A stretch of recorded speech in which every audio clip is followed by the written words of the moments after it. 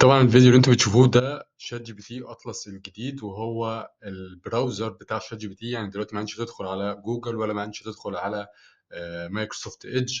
هتبدأ تدخل على شات جي بي تي اطلس وتتعامل معاه ان هو البراوزر بتاعك، وهوريك دلوقتي بيعمل ايه بالظبط.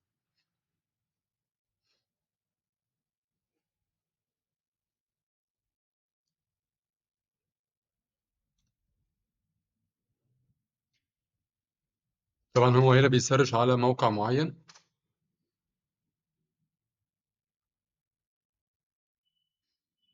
بيبدأ بقى يستخدم ادوات شات جي بي تي على الموقع.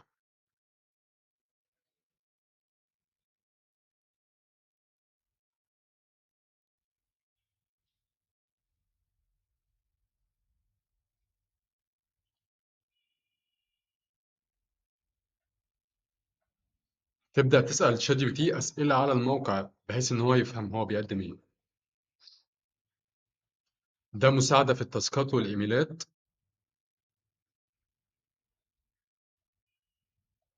البراوزر هيسيف اللينكات اللي انت كنت دخلت عليها قبل كده.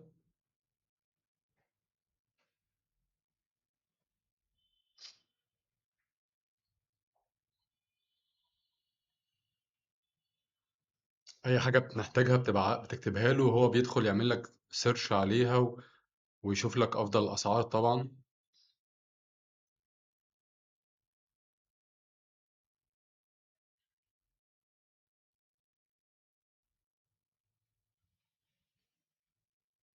شات جي بي تي اطلس اعتقد هيبقى طفره كبيره جدا في حته البراوزنج، وما عادش حد خلاص هيستخدم البراوزرز القديمه زي جوجل وبقيه البراوزرز.